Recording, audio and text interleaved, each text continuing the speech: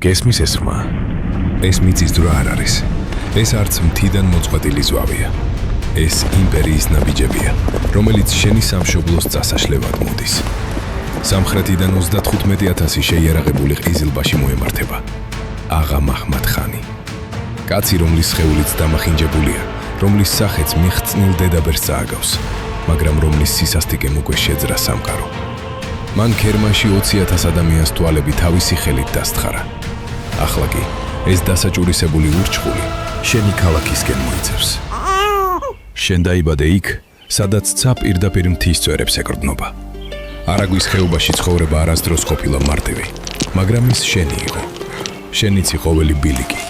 იცი როგორი სუნი აქვს დილის ნისლს და როგორ ეცემა პირველი თოვლი ლომისის სალოცავთან. შენი ხელები მიწის დამუშავებით და იარაღის წმენდით არის გაუხეშებული. შენ თავს წევ და ხედავ გოდერძის. შენი ბიძა ხანდაზმული განიერ მხრებიანი კაცი ჩუმად ზის ხის მორზე და თავის ძველ კაჟიან თოფს წმენს. მის სახეზე ლეკებთა მბრძოლის იარები ისტორიის წიგნივით იკითხება. ის არასდროს საუბრობს ბევრს, მაგრამ მისი ერთი გამოხედვაც საკმარისია, რომ თავი უსაფრთხოდ იგრძნო. იქვე, ეზოს პოლოში 16 წლის დათუნა დარბის, შენი მეზობლის ბიჭი. მას მამის უზარმაზარი ხმალი შემოურტყამს წელზე, რომელიც მიწაზე ეთრევა და წარმოიდგენს, რომ დიდი გმირია. გიორგი, შენი ბიძაშვილი და საუკეთესო მეგობარი, იცინის და დათუნას თმას უჩეჩავს. გიორგი ახალგაზრდაა, ფიზიკურად უძლიერესი და ყოველთვის ოპტიმისტი. ეს შენი სამყაროა. 7, უბრალო, ნამდვილი. შენ არ გაინტერესებს რუსეთის იმპერიის ფუჭი დაპირებები და აღა მაჰმად ხანის ულტიმატუმები. შენ მხოლოდ შენი კერის სითბო და ოჯახის უსაფრთხოება გატარდებს. მაგრამ ისტორია არასდროს ეკითხება ნებართვას უბრალო ადამიანებს, როცა მათ კარზე აკაკუნებს.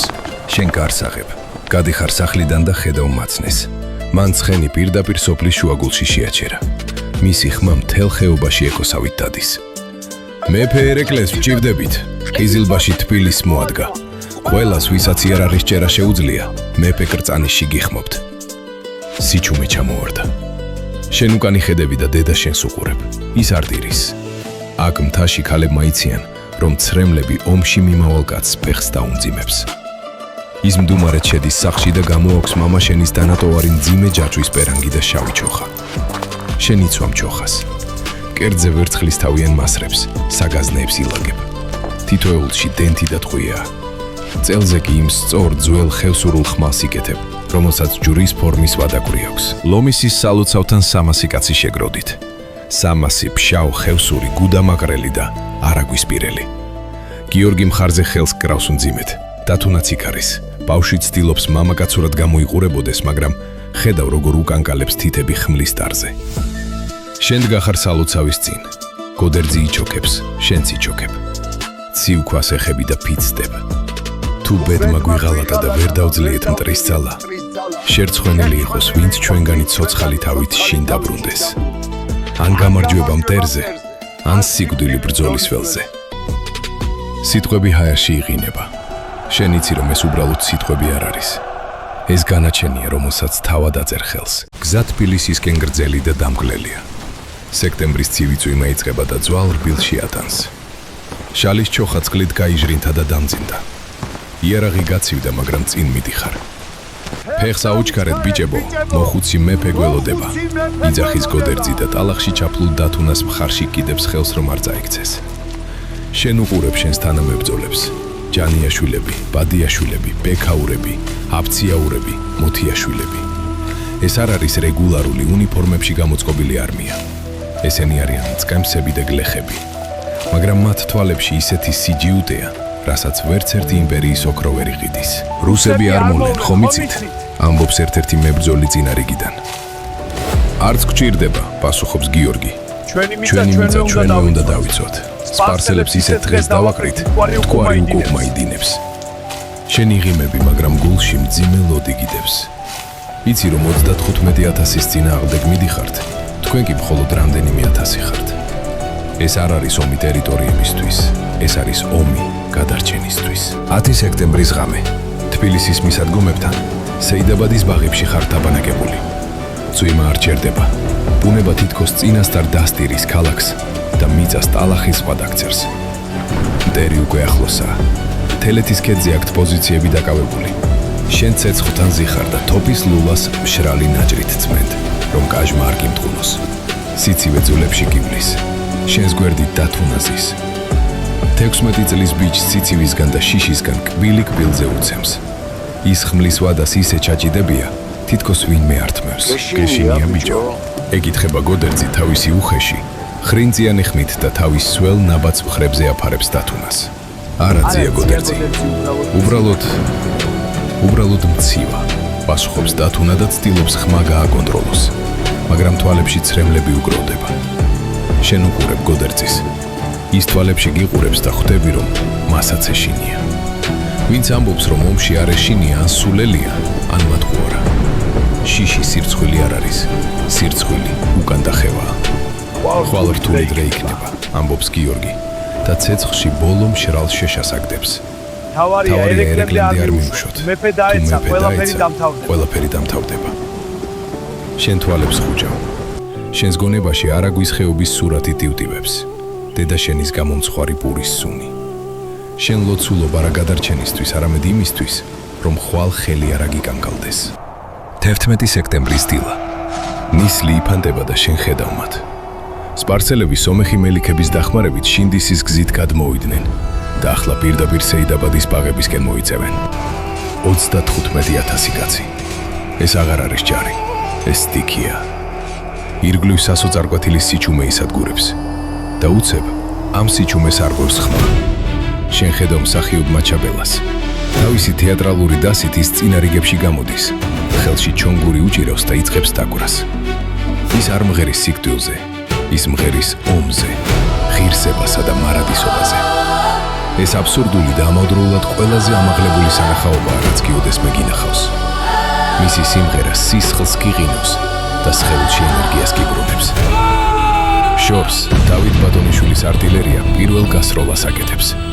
ყუმბარა მტრის რიგებში ვარდება. თეთრ ცხენზე ამხედრებული 75 წლის მეფე ერეკლე ჩანს. ის ხმალს ჰაერში სწევს. შენ იღებ შენს ფარს, იშიშულებს სწორ ხმალს და ტალახში ფეხს მაგრა დაბჯენ. გიორგი გიყურებს, იღიმება და გეუბნება. შევხვდებით ზეცაში ძმა. შენ ღრმად ისუნთქავ დენთით და ტალახით გაჟრენ თილხაერს. დრო შეჩერდა. ჯოჯოხეთი გაიხსნა. ხიზილბაშები წვიმასავით წამოვიდნენ. პირველი ტალღა პირდაპირ შენ გეჯახება. შენ იგერიებ დარტყმას. შენი ჯვრიანი ხმალი მტრის ფარს ეცემა, ხელში საშინელ ვიბრაციას და ტკივილს გრძნობს, მაგრამ მეორე მოქნევით სპარსელს ძირს აგდებ. სეიდაბადის ბაღებში ხეების სისხლით იღებება. ატალახებულ მიწაზე ფეხი გიცურავს. ყოველ მხარეს მტერია. ერთს კლავ, სამი ჩნდება. შენ თოფს ისური პირდაპირ ახლო დისტანციიდან. უკუდარტყმა მხარს გდგენს. ხურებში გამუდმებული წუილი გიდგას. კვამსში ძლივს არჩევ შენიანებს.